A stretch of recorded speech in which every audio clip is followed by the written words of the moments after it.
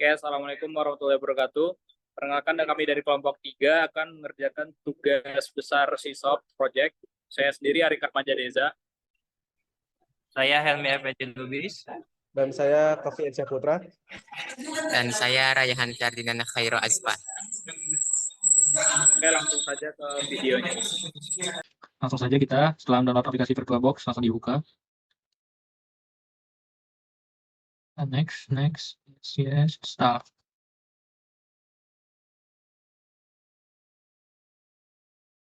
Oke, finish. Setelah itu langsung kebuka VirtualBox-nya, kita new. Terus name-nya tulis Ubuntu. Dan next. Ini sesuai sama kondisi laptop. Kalau saya makainya 4000 watt. Terus next. Ininya stator 50. Next. Finish. Terus settings, klik settings, terus ke display, kita atur di sini kan checklist, lalu di video memorinya sampai 128 MB. Terus di bagian storage ini kita tambah di sini file, itu bagian yang udah di download itu Ubuntu, tekan OK. Terus kita coba start.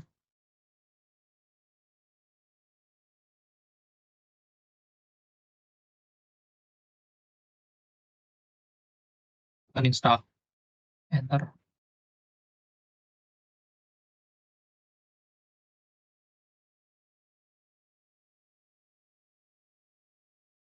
Dan makan waktu yang lumayan lama.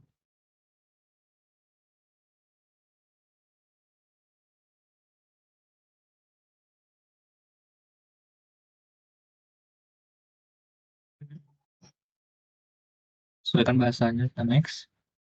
Terus kita next lagi, bahasanya langsung aja. Terus ini next, Ubuntu. Terus dan next lagi, klik nama tarik. Oke, sesuaikan passwordnya.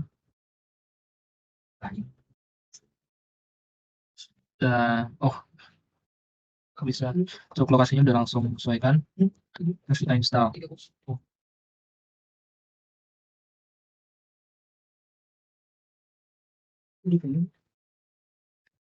Oke, setelah selesai loading tadi, kita langsung restart aja.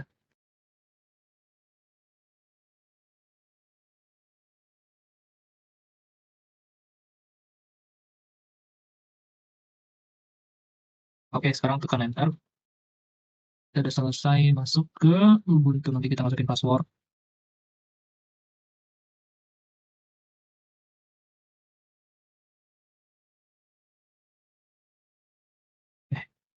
Password tadi yang kita masukin. Selesai. Oke, kita lanjut ke nomor 3, yaitu untuk nomor 3, soalnya adalah manajemen pengguna dan grup. Di sini kita diminta untuk membuat 2 pengguna baru, new user 1 dan new user 2 menggunakan terminal. Langsung saja, untuk membuat pengguna baru, kita masuk dulu ke dalam root susunya. Setelah kalau udah masuk, lalu kita akan langsung tuliskan saja add user dengan nama usernya apa, yaitu new user 1. Lalu kita akan ketikkan passwordnya bebas, lalu ini dilewat saja. Dan untuk yang new user yang pertama sudah terbentuk, lalu kita akan buat juga untuk new user yang kedua. Untuk mengeceknya, maka dapat dilihat ada etc password. Ini yang untuk akun yang tadi dibuat, lalu ini untuk akun yang tadi sebelumnya digunakan, dan ini akun untuk yang rootnya. Oke, dilanjut. Setelah udah dibuat ini akunnya, kita akan lanjut ke membuat new grupnya ya. Untuk membuat new grupnya, maka cukup ketikkan add group, lalu nama grupnya new group. Nah, setelah di ini maka akan terbentuk grupnya, dan untuk mengecek grupnya itu tinggal mengetikkan cat etc group. Nah, di sini dapat dilihat bahwa untuk grupnya itu sudah dibentuk, dan ini untuk tadi yang sebelumnya dibuat. Dilanjut ke bagian yang kedua, yaitu tambahkan kedua pengguna tersebut ke dalam grupnya. Nah, untuk menambahkannya itu, maka kita perlu ketikkan user mode C, terus nama grupnya yaitu new group, dan nama usernya kita masukkan di user yang pertama dulu, yang user 1. Nah, untuk ngeceknya maka tinggal langsung cek aja di get etc group.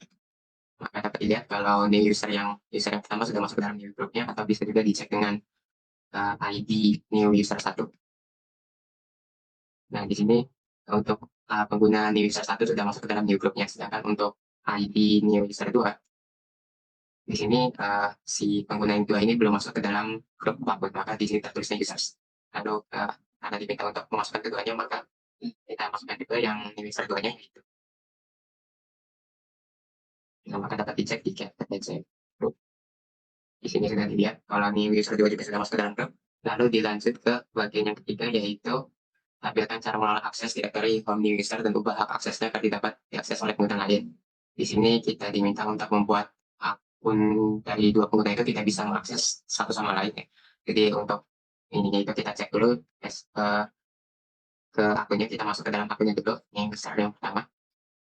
Nah, ketika udah masuk, kita akan cek dia ada di direktori home tubers, lalu penggunanya yang kita sedang pakai itu adalah new user. Maka kita balik lagi ke sini home. Kita akan cek dulu tulis di sininya itu new usernya masih ada di directory home ya. Maka untuk mengunci dari si user ini agar bisa diakses dengan user yang lain, yaitu dengan menggunakan chmod 700 terus new user 1. Nah, untuk ngecek apakah udah dikunci untuk new user ini atau belum, kita bisa ngecek di SMNH. Di sini bisa dilihat untuk new user 1 sekarang sudah dikunci dan nggak bisa diakses dengan new user 2. Dapat lihat dari tulisan untuk DRWX ini, tanda akses sudah hilang, maka tandanya new user ini sudah terkunci dan nggak bisa diakses oleh new user 2. Untuk mengeceknya kita coba untuk masuk ke dalam akun new user 2, lalu kita coba cek masuk ke akun yang tadi kita sudah kunci ya, new user 1. Nah, maka kita bisa lihat kalau untuk new user 1 yang tadi kita sudah kunci, new user 2-nya tidak bisa masuk ke dalam new user 1 ya. Nah, kita juga buat untuk new user 2-nya juga. Di sini maka untuk akun yang kedua juga ininya sudah dikunci. Di sini saya akan menjelaskan dari poin nomor 4, yaitu cara penggunaan snapshot dan cara untuk merestore snapshot. Snapshot sendiri adalah sebagai fitur yang berfungsi sebagai backup untuk melakukan pencegahan terhadap kehilangan data yang bisa terjadi karena kegagalan development. Jadi ini merupakan kondisi default dari Ubuntu sendiri. Kita akan melakukan snapshot atau backup data. Caranya adalah masuk ke bagian snapshot sini dan kita lakukan taking snapshot. Untuk nama folder kita namain default. Maka kita tinggal take snapshot aja. Maka kita tinggal tunggu saja proses snapshot. Ketika sudah selesai proses snapshot, kita dapat merubah file dari Ubuntu sendiri. Jika misal kita menambahkan file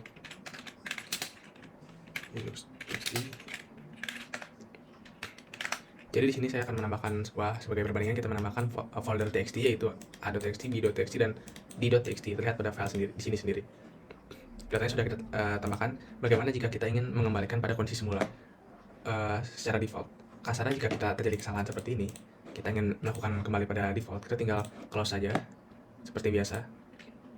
Terus kita masuk ke state sini yang tadi kita namain adalah state namanya default. Kita tinggal melakukan restore. Kita tidak perlu ini restore. Ketika sudah ke restore, kita bisa start lagi. Kita tunggu saja. Ini merupakan sebuah proses dari restore dari Ubuntu sendiri. Nah, ini kondisinya sudah balik pada kondisi awal atau kondisi saat kita melakukan snapshot sendiri.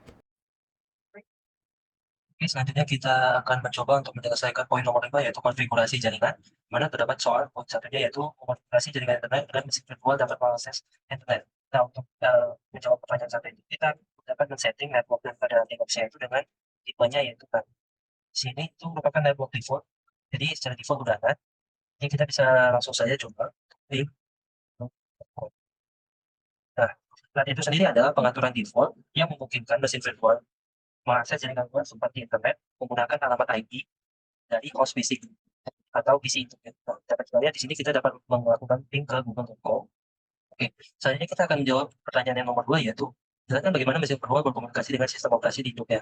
Nah, agar mesin virtual dapat berkomunikasi dengan PC induk ya, kita dapat setting networknya yaitu dengan tipe bridge adapter. Jadi network yang ini kita ganti tipenya yaitu bridge adapter, kemudian name-nya biarkan default. Nah, bridge adapter itu fungsinya itu menghubungkan mesin virtual langsung ke jaringan fisik host ya, ke PC induknya, seolah-olah mesin virtual adalah perangkat lain di jaringan yang sama. Nah, di sini kita bisa lakukan restart terhadap network manajernya. Itu caranya yaitu sudo systemctl restart network manager. Nah, walaupun nggak kelihatan apa-apa, tapi di sini networknya sudah ter-restart menjadi bridge adapter. Selanjutnya kita akan mencoba untuk mengkoneksikan PC induk dengan Linux-nya. Itu kita harus tahu dulu IP daripada Linux-nya, ini IP-nya ya, bisa kita lihat. Kemudian kita coba di terminal sini untuk melakukan ping ke PC induknya, ke PC Linux-nya. Nah, untuk PC induknya yang ini, kita coba ping ke Linux-nya terlebih dahulu. 8.85 201. Dapat dilihat kita berhasil melakukan ping ke PC Linux ya, karena kita bisa juga lihat bahwasanya mereka pada network yang sama ya. Selanjutnya kita akan coba hal yang sebaliknya terhadap Linux ke PC induk. Kita akan coba ping IP induknya yaitu 137 belakang 92.168 185.1. Sorry, ping 192 185. Nah, bisa kita lihat ini kita berhasil mengkoneksikan antara PC induk dan Linux. Oke, selanjutnya kita akan mencoba menyelesaikan konfigurasi firewall dan aturan akses ya. Ini berkaitan dengan tes keamanannya. Nah, untuk tes keamanannya kita akan menggunakan SSH. Ya, kita akan mencoba blok SSH sehingga nantinya PC induk tidak dapat mengakses Linux menggunakan SSH. Pertama kita ngecek dulu apakah status firewall di Linux aktif atau tidak dengan cara sudo www status. Dan bisa kita lihat ini firewallnya statusnya inaktif. Pertama-tama kita aktifkan terlebih dahulu dengan cara sudo www enable. Selanjutnya kita cek lagi statusnya sudo www status. Nah, statusnya sekarang sudah berubah jadi aktif. Selanjutnya kita akan mencoba koneksi dulu SSH tanpa kita lakukan blokir terhadap portnya. Tapi kita cek dulu status SSH-nya. Terus SSH. Nah, bisa kita lihat ini status SSH-nya. Nah, kita akan menambahkan sebuah rule terhadap SSH-nya agar bisa diakses dengan cara yaitu sudo www allow SSH. Nah, untuk mengeceknya kita bisa sudo wp status lagi. Nah, di sini kita lihat untuk port SSH-nya yaitu 22, itu action-nya allow ya. Selanjutnya kita coba untuk tes SSH dari PC induk, terminal PC induk. Sebelum itu kita harus tahu IP daripada Linux-nya. Nah, IP-nya itu 192.168.185.201. Nah, untuk koneksi SSH-nya itu kita dapat mengetikkan perintah SSH, nama usernya yaitu tools, IP daripada Linux-nya. 8.185.201. Oke, ini kita klik yes. Nah, sini kita disuruh minta password daripada Linux-nya, kita masukkan. Nah, di sini bisa kita lihat bahwasannya kita berhasil mencoba akses Linux-nya dari terminal PC induk. Selanjutnya kita coba agar hal ini tidak dapat terjadi dengan cara, ini kita exit dulu. Dengan cara di sini kita tambahkan rule untuk SSH-nya menjadi deny. Itu sudo www deny SSH. Nah, kita coba cek statusnya lagi, sudo www status. Nah, kita lihat action-nya sekarang deny. Kemudian kita akan coba mengkoneksikan lagi sama seperti yang tadi, apakah bisa atau tidak. Dengan cara SSH, nama usernya, dan IP daripada Linux-nya. IP-nya tadi yang 192.168.185.201. Nah, dapat kita lihat, kita di sini tidak dimintai password, dan langsung di-deny ya, karena kita sudah mendapatkan root firewall-nya. Oke, itu aja untuk soal nomor 6. Terima kasih. Jadi setelah kita menerapkan rule firewall tadi, itu fungsinya yaitu sebagai keamanan sistem, kita dapat mencegah akses yang tidak sah ke port tertentu yang rentan. Kemudian kita juga bisa manajemen lalu lintas. Dengan menerapkan firewall itu kita dapat mengatur lalu lintas jaringan yang diizinkan dan diblokir, sehingga meningkatkan keamanan dan kinerja daripada suatu aplikasi. Selanjutnya kita juga bisa melakukan kontrol akses, di mana dengan firewall kita dapat mengizinkan hanya layanan dan pengguna yang dibutuhkan saja yang dapat mengakses suatu mengakses suatu file atau folder. Kemudian kita dapat mengurangi risiko daripada serangan dengan adanya firewalling. Oke, sekian. Oke, sekian dan presentasi dari kelompok kami. Mohon maaf atas segala kesalahan. Saya akhiri, wassalamualaikum warahmatullahi wabarakatuh.